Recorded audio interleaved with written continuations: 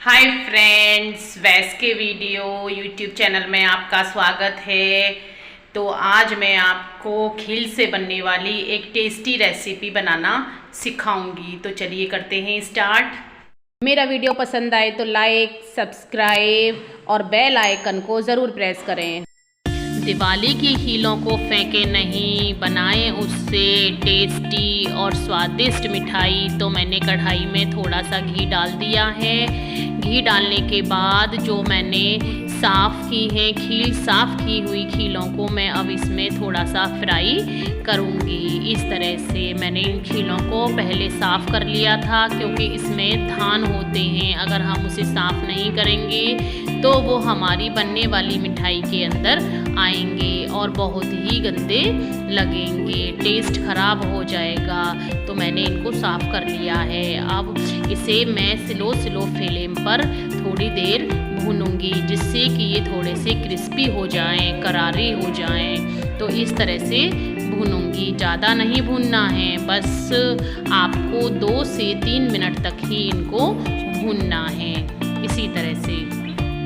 और इन्हें लगातार चलाते रहना है, नहीं तो हमारी खीलें कढ़ाई में नीचे ही लग जाएंगी, काली पड़ जाएंगी। अब हमारी खील भुन चुकी हैं। अब मैं इसे एक बर्तन में निकाल रही हूँ। तो इस तरह से मैं अपनी खीलों को निकाल रही हूँ। आपको ज़्यादा देर नहीं भूनना है, नहीं तो हमारी खील जलने का डर रहेगा।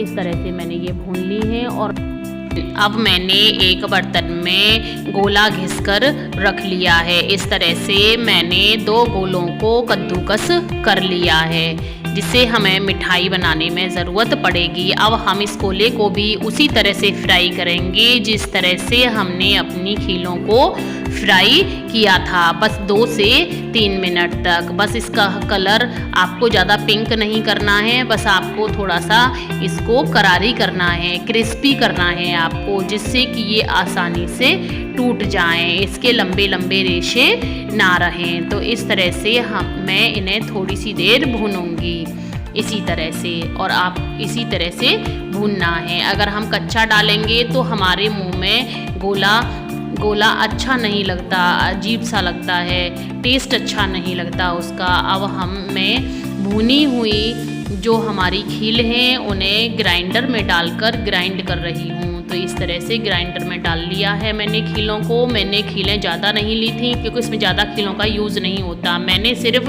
100 ग्राम ही खीलों का यूज़ किया है।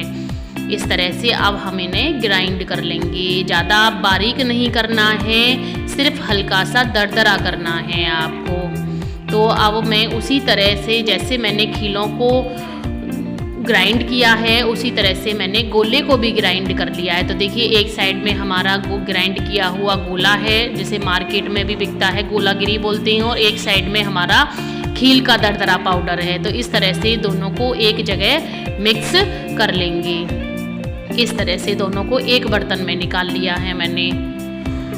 अब इसके बाद हमने अपनी मिठाई बनाने के लिए थोड़ा सा खोआ चलाया है। इस तरह से खोआ चलाते हैं तो हम इसको ज़्यादा टाइट नहीं रखेंगे, थोड़ा सा पतला ही रखेंगे, ज़्यादा गाढ़ा नहीं करेंगे इसको। इस तरह से पतला रखेंगे अपने खोए को।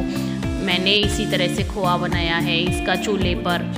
तो अब हमारा जो खील का पाउडर है और जो गोले का पाउडर था दरदरा, अब हम इसमें धीरे धीरे मिक्स करते जाएंगे अपने खोवे में, जो हमने खोआ चलाया है। इसी तरह से हम इसमें सारा मिक्स कर देंगे और जब तक चलाते रहेंगे जब तक ये अच्छी तरह से मिक्स ना हो जाए। तो इस तरह से आपको फेंटना है इसी तरह से। और हमें ये ज़्यादा गाढ़ा नहीं रखना है। अगर हम इसको ज़्यादा गाढ़ा कर लेंगे तो हमारी जो बनने वाली मिठाई है वो अच्छी नहीं बनेगी मिठाई। इसको हमें थोड़ा सा लिक्विड इसका पतला ही रखना है। अब मैंने एक बर्तन लिया है, इस तरह से थाली ली है। अब उसमें मैं थोड़ा सा घी लिया है, घी रिफाइंड जो भी आपके घर में है। अब इस पूरी प्लेट पर इस तरह से लगा लेंगे, जिससे कि हम इसमें जो मिठाई बनाएंगे वो इसमें चिपके नहीं और आसानी से बाहर आ जाए। तो इस तरह से आपको अपनी कढ़ाई से प्लेट में इस तरह से डाल देना है इसी तरह से।